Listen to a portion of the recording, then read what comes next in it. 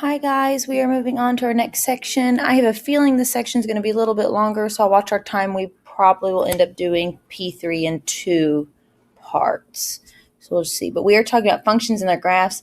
This section will seem like a lot of hodgepodge, but all of it boils down to just reviewing old things. So we're graphing lines, we're graphing parabolas, we're graphing trigonometric functions. We're reviewing how to evaluate those things, composition of functions. So it kind of takes us back through Algebra 1 and Algebra 2 and pre-calc altogether, which this whole chapter is doing that. All right, so some of it will seem new to you. Functions is not a new concept. To be a function, it has exactly one input for every one output. So kind of picture a line as a function. A parabola is a function because each x value has exactly one y value. A circle is not a function because each x value would have two different y values. That is called onto, when every input has exactly one output. And one way to test for that is the vertical line test. Basically what that is when you graph something and you draw a vertical line, it's only going to cross it one time. Another concept that we might see, and we might see it in a later section, but it's important to know, that was onto, this is one-to-one. A function is said to be one-to-one if for every output there's exactly one input. So for example, a parabola is not one-to-one because if I look, my output, say a y value, would have two inputs because it makes a U shape. Okay, so it has to have exactly one. And that would be failing the horizontal line test. I look at a graph, I draw a horizontal line, it crosses it more than once, it fails. So it's not one-to-one. We are going to be focusing on functions, so the onto vertical line test is what we're going to be focusing the most on. All right, we're going to be looking here. This is an example of function. So we're going to call my function f here. All right. And what f does is it takes my input value of x and maps it into a y value, f of x. Okay, that's function notation. So the first circle is all of my x values, and the y circle is all of my y values. And domain is what x values are allowed on my graph. It's not necessarily everything. And range is the y values that are allowed on my graph. Okay, so if you picture a parabola, it doesn't have all y values. Okay, it only goes from the vertex either up or down. It doesn't keep going forever and ever. But that domain happens to be forever and ever. And so when you look at your graphs, your domain is looking at just your left and right x values. Your range is looking at just your y values. So domain would be considered what's called a pre-image, and your range is considered image. So f of x is the image of x after it's gone through the function. Okay. X values are independent variables and y values are dependent variables.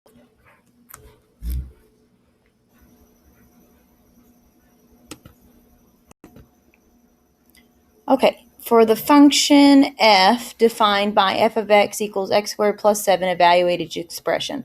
So this is a review of just plugging in numbers and expressions into functions, and it'll lead us into composition of functions as well.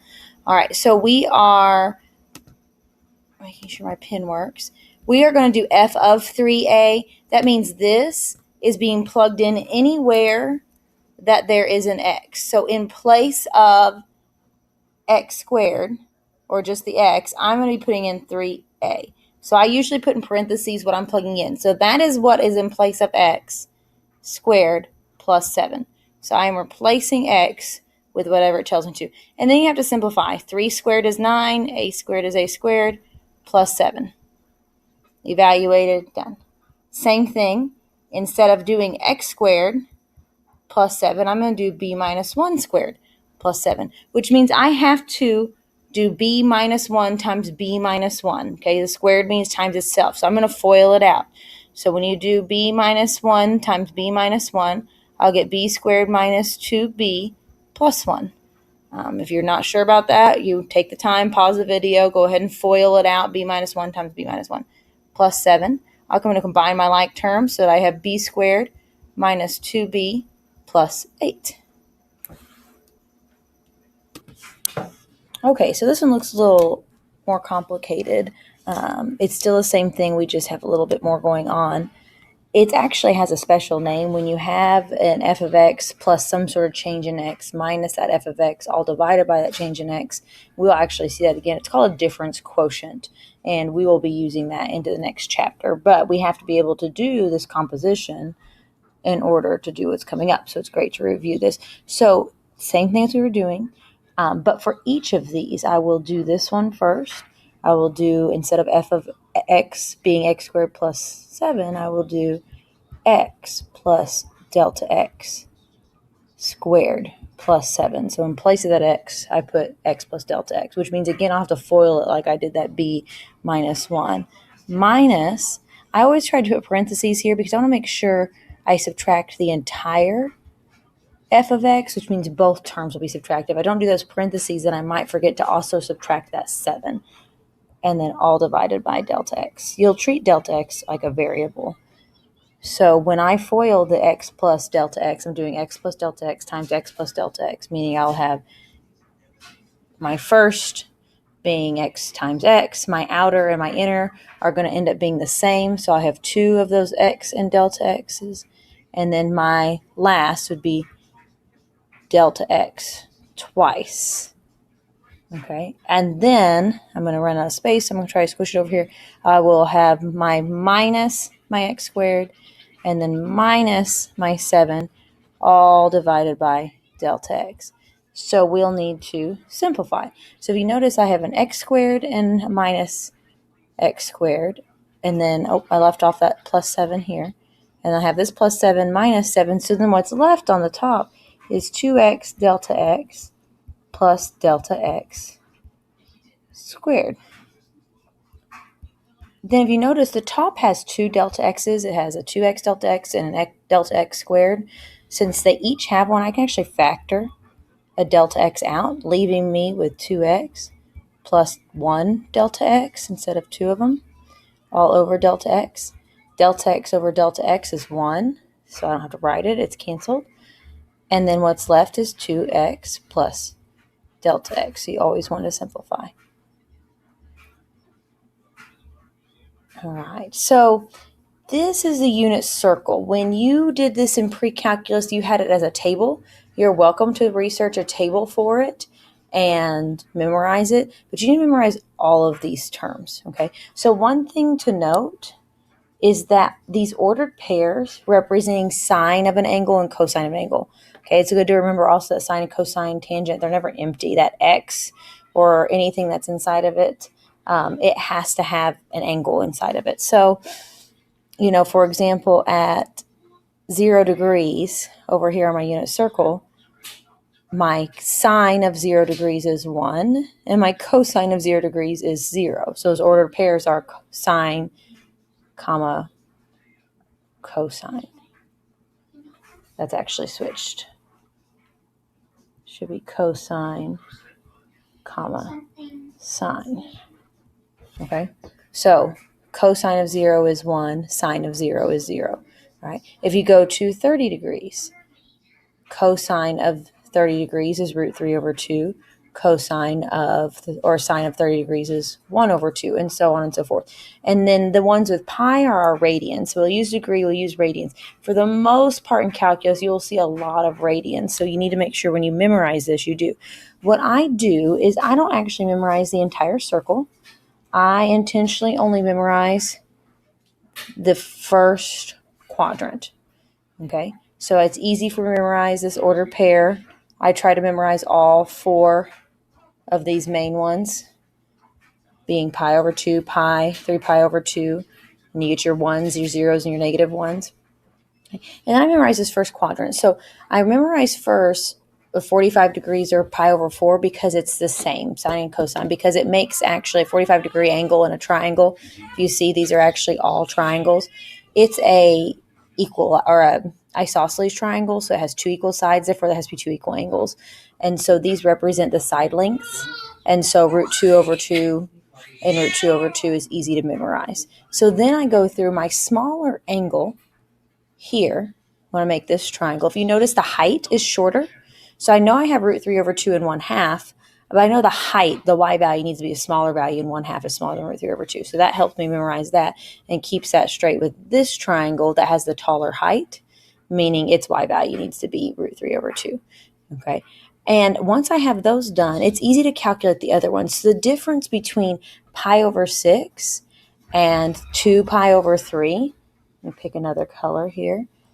The difference between this value and this value here is 90 degrees, or pi over 2. So all I have to do to find those coordinates is add pi over 2. So instead of doing pi over 6, I don't memorize it's 2 pi over 3. I do pi over 6 plus pi over 2, simplify, and then I know that that is there, over there. And then it's easy to remember that that has a negative x value and a positive y value because it's in the second quadrant, and so on and so forth. When I come over here, if I'm trying to work with that 7 pi over 6, I may not remember it's 7 pi over 6, but I know if you look, I have now formed here a straight line 180 degrees. So I want to add 180 degrees. 180 degrees is equivalent of pi. So pi over 6 plus pi is 7 pi over 6. That helps me remember that. And so there's ways to memorize those. You can Google a lot of different strategies too for memorizing these numbers, but you need to know everything. I should be able to ask you, what is sine of 4 pi over 3, and you can tell me it's negative root 3 over 2. It's not a decimal approximation in your calculator, something you know, or you're able to calculate it. If I don't remember what 4 pi over 3 is, I can figure out where it's at on my unit circle and then look at the coordinates that go with it. Okay. Also, lots of reminders over here is that sine is opposite over hypotenuse, cosine adjacent over hypotenuse. These are for right triangles. Tangent is opposite over adjacent, but it's also sine over cosine. It's really important to remember that one. These should have x's here. Cosecant is 1 over sine x, or you can just flip sine. Okay. Okay, so then it'd be hypotenuse over opposite. Secant is 1 over cosine, or you can flip cosine. So it'd be hypotenuse over adjacent. Same with cotangent. Okay, you can just flip cotangent or flip tangent, and you have equivalent of that. All right, so we're going to find the domain and range of each function. We talked about that earlier. One of the reasons we had to review the unit circle was because one of these problems actually asks for that. Ignore this little black line here. I don't know why it's there. All right, so if we're looking at domain and range, I'm thinking about where this graph exists. So something to remember about square roots is you can't take even roots of negative numbers. So I know for a fact what is inside here has to be greater than or equal to 0.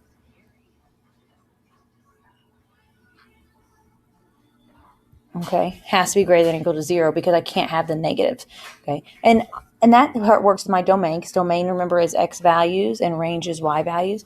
And so x, if I add 1 to both sides, is greater than or equal to 1.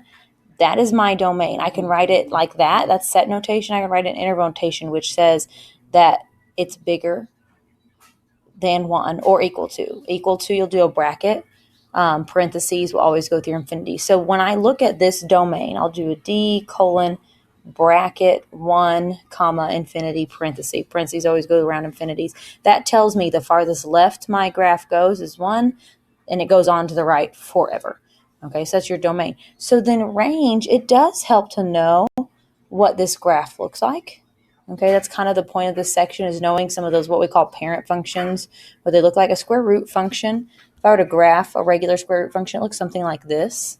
Okay, in this case, that -1, if you notice what it did to my domain, normally my domain would start at 0.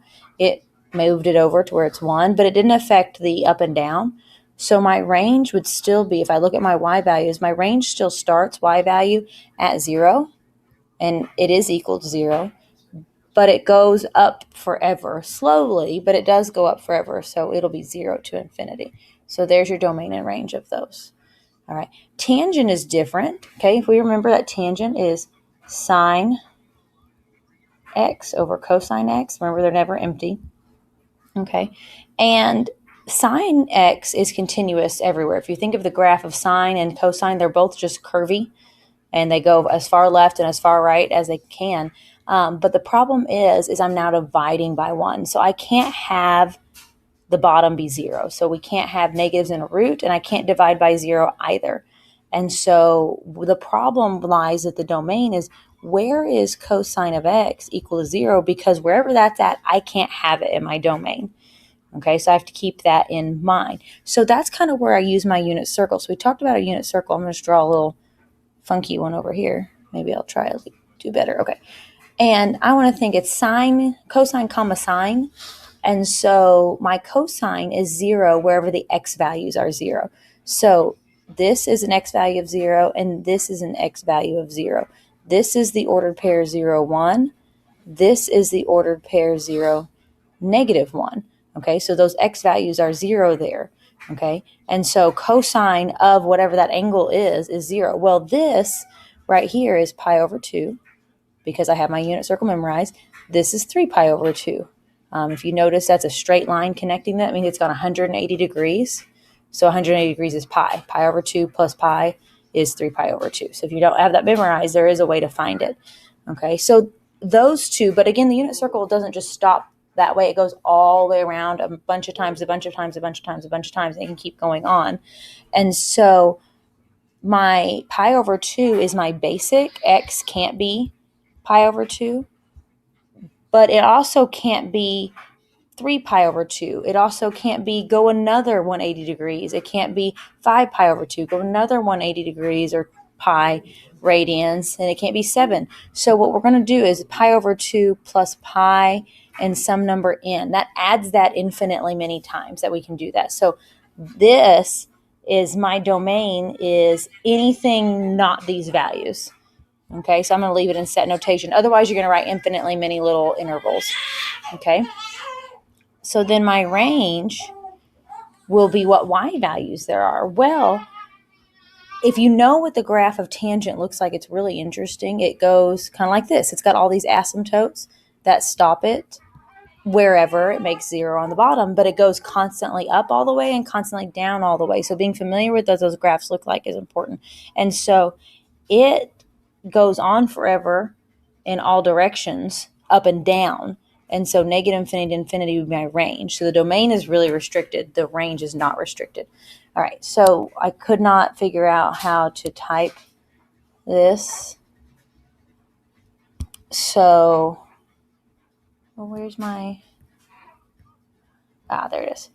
This is supposed to be bracketed there. This is a piecewise function, okay? And so my piecewise function is when you're graphing different sections of things, okay? You don't have to graph it, but if you think that, keep that in mind, it makes it to where you have multiple graphs going on, but only one so far to the left and one so far to the right. So if we focus on just this part here, this graph is just to the left of 1. It's not equal to 1. It's just everything up to 1 and 1 minus x. And 1 minus x is a line, okay? If I were to graph this, I would have a line to the left of 1 all the way up to 1.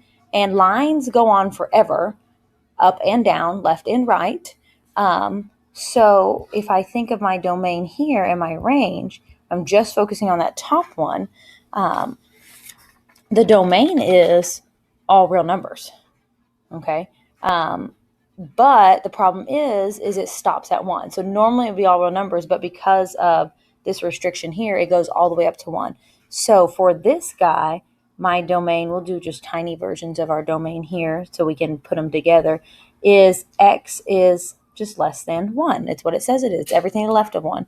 Okay. The range, though, is all real numbers except for the fact that where it stops at 1. So if I plug in 1, 1 minus 1 is 0. It's y values that are greater than 1. So if I plug in any of those values, so if I plug in anything less than 1. So if I plug in 0, I get 1. If I plug in negative 1, I'll have 2. If I plug in negative 3, so the y values get bigger the farther left I go on the x-axis. And so keep that in mind, and then we'll do little domain and range for this bottom function. All right, and again, that's that square root. We know what that is. We already did that up here. Okay, we know the domain is x is greater than or equal to 1. And again, that's what they gave us. They gave us the domain. We know the range is 0 to infinity. So we have to overlap these functions. Okay, so if I look at my domain, this one is x is greater than or equal to 1. and this one is x is less than 1. And if you think of that, that makes a perfect line, okay, where one stops, the other one takes over. There's no gaps. So my domain is actually all real numbers. They would connect. There'd be no holes in that. If you wanted to graph it to check it, you can. You can always graph to see domain and range. And then if I overlap my 0 to infinity, or I do my greater than 1 for my y values, okay, this is the equivalent of this, okay, that means it can go up to 0. I mean, this one only goes to 1, but this one goes up to 0. So I can go up to 0 on my range, but it can't include 0. So it'll be 0 to infinity. Okay. All right, transformations. Okay, so transformations are something you really would have focused mostly on in Algebra 2. So we're just going to review it. One thing I want to point out is all your parent functions you're going to want to look at are page 26. So you're going to look at lines, you're going to look at parabolas, you're going to look at absolute value functions, quartic functions, cubic functions, you may look at trig functions, all those, and then these are what happens. So if I subtract inside my function, so I always like to use x squared as an example, but if I were to do something like x minus 2 squared, that would be shifted to the right 2. If I did x plus 2 squared, that would be shifted to the left 2. So it has to happen inside this function. Okay, think of the original function being x squared. All right, so it's something happening inside the function. The vertical shift is things that happen outside the function. All right, so I'm just adding something outside. So it'd be like x squared is my parent function, but then I'm going to add 2. It just moved up 2. I'm going to subtract 2. It just moved down 2. Reflections, an x-axis reflection, if you think of something reflecting across the x-axis, okay, that's actually a change in y. It's going from above to below or below to above. So because that's a vertical change, your negative is outside the function. I always remember vertical being outside. And y-axis reflection be going this way. That would be a change in x. And so that's why your negative is on the inside, is because that's actually a horizontal change. A reflection across the origin is changing both. Okay, that's why there's 2 negatives there. Okay, so we're just describing transformation. So if I have this parent function f of x, I don't actually need to know what it is, but I have this plus 2, okay? Well, if I look, go back up, it's on the outside, which is a vertical shift, and it's added, so it means I'm going up. So I would describe it as up 2 units. All right, this is on the inside of my function, that's why it's in parentheses. If I go back up to that chart, it's opposite of what you think. So if it's added, it's going to the left. If it's subtracted, it's going to the right. Since I'm adding, I'm going to the left. So it's going left 2 units. Okay. And then this one has multiple things going on. So if you look, I have usually work your way inside out when you're talking about transformations. Okay. And so it has gone left 3 units and up 1. All right. Okay, so this symbol here, that O, we call it fog. If you do fog of something, it's f of g. Essentially, this is the same thing as f of g of x. It means I am plugging in g into the f function, just like we did earlier when we plugged in x plus delta x into something, or b minus 1. Okay, so I am replacing x with the entirety of g. Okay, it's called composition of functions. So when I do this, I will have 2 parentheses where normally my x would be, but in place of my x, so there's my 2x minus 3, I'm going to leave parentheses in place of my x, I'm actually going to put my g function, the inside, cosine of x. And you don't have to simplify that. You can get rid of the parentheses. They don't actually do much for you there, but sometimes they're really important, so I like to use them. But this case, you could rewrite it without parentheses and be correct. Okay. All right, so then g of f would be f is inside of g. So instead of having cosine of x, I would actually have 2x minus 3 in place of x. And you can't simplify that. What's inside cosine can't be split up unless you use special identities, and they have to be something you're going to have. And you may have to look some of those up from time to time, like double angle identity, half angle identity. Some of those will come up. All right, review on polynomials. This list can keep going. We don't have to stop at third degree. You do fourth degree, fifth degree, sixth degree, seventh degree, but these are going to be your basic ones that you use. So 0th degree would be a linear or constant function, or a constant function, not linear function. It is a line, but y equals a being some number like 2. So like y equals 2 or f of x equals 2 is just a constant function, okay? If you have ax plus b, that means your power is 1. That's supposed to be a 1. There we go. And that's why it's linear. It's first degree polynomial. Your biggest power of x would be that, and it makes it linear. So think of like y equals mx plus b. That's why those are lines. If my biggest power is squared, okay, that's a quadratic function that makes parabolas, and it's a second degree polynomial, and third degree has the biggest power of 3. So in order to be a polynomial, though, you can't have your variable in the denominator ever. You can have fraction coefficients, but you cannot have it in the bottom. You also can't have fraction exponents. You have to have whole number exponents, okay, in order to be a polynomial. When working in polynomials, there is something called M behavior. So if your degree is an even number, okay, the ends are going to go the same direction. So these are both your even. But if your leading coefficient is positive, just like this one is, it's going to open up because it's happy. And if it's negative, like this one is, it's going to open down because it's sad. Okay. If you're working in odd, okay, they're going to go opposite directions. So one goes up, one goes down. Okay. If it's got a positive leading coefficient like this one does, from left to right, it's going to increase overall. If it's negative, it's going to decrease left to right. Okay, so just remember things like that. So I can know if I have like negative 5x to the 7th power, it's a 7th degree polynomial, my leading coefficient will tell me whether it's going to be increasing or decreasing, going all the way up or all the way down. But the 7 tells me that I am going to have ends going a different direction because it's an odd polynomial. All right. A function itself is even or odd. This is not talking about degree. This is actually a function as a whole is even or odd according to these rules. So if and only if is what this IFF, that is not a typo. That means if and only if. That means the statement is reversed. So I could say if f of negative x equals f of x, then the function is odd. I could also say if a function is, or even, if a function is even, then f of negative x equals f of x. You can actually switch those statements to go both directions. That doesn't work for all things. It works for these. They are if and only if. Biconditional statements is what it's called. All right, so what that says, if I plug in negative x into a function and I simplify it and it changed absolutely nothing, it's even. A function is odd if I plug in negative x and it changes the sign of everything, okay? It would be odd. All right, so what we're going to do then is we're going to look at these. We're going to do two things. Oh, I have a typo there. That should be an N.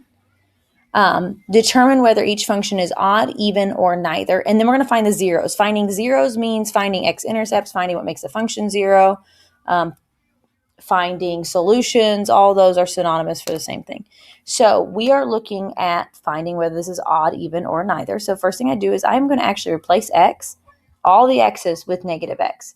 So negative x cubed minus negative x. So everywhere I did that, I replaced. That's why it was so important for us to review composing functions earlier. If I simplify, anytime you cube an odd number, it remains, or a negative number, it remains negative. So that's still negative. And then a negative times a negative is this. So if you look, my coefficient at the beginning is different.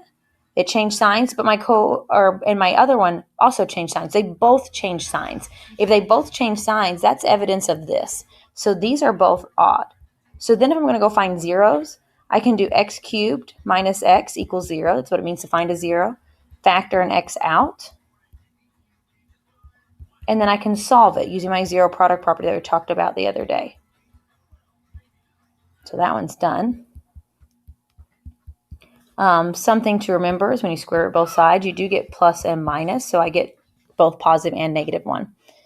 Now for the 1 plus cosine, we're going to do still the same thing. G of negative x equals 1 plus cosine of negative x. And what's something that's really interesting that we actually have to remember that we don't often remember is that cosine is an even function because of where it's located on the graph. Okay, so cosine is always even by itself. It's always even. Okay, and that's because if you look at its graph, it goes like this. It has symmetry. Okay, it's even here. Okay, so if this is even and 1 is even, if I plug it in, an even plus an even is an even function. So we don't even have to go through the process. We can just say that's even of doing that. Now sine is odd. Cosine is even. Okay. But then I need to find 0. So I have to figure out where this function is equal to 0. So cosine of x is equal to -1. Okay, well, again, if I think of my unit circle and I think of negative ones, I have 2 places where -1 occurs. Okay, it's here. And it's cosine comma sine, if you remember. So it's the x value needs to be negative. So that's this ordered pair here. Okay, this ordered pair here is pi degrees or pi radian. Okay, so at -1 it is pi, but it's for all pi. Okay, all versions of pi. So if I go around all the way again, I get 3 pi. If I go all the way around again, I get 5 pi. So it's all odd pi's. Okay, so how are we going to get an odd number of pi's? So it is pi, but I need to get all of them. So a way to get odd numbers is to add 1 to even numbers. So how do you get an even number? An even number is a number being multiplied by 2, or it is a product by 2. So think of 2 is 2 times 1, 4 is 2 times 2, 6 is 2 times 3. That 2 is what makes it even. And then I'll just add 1 to it. And now it's automatically odd no matter what. And that would give me all the possible zeros if I were to keep going around, keep going around, keep around. Often you'll find when you use unit circle problems, they'll restrict your domain so you don't keep going and keep going and keep going.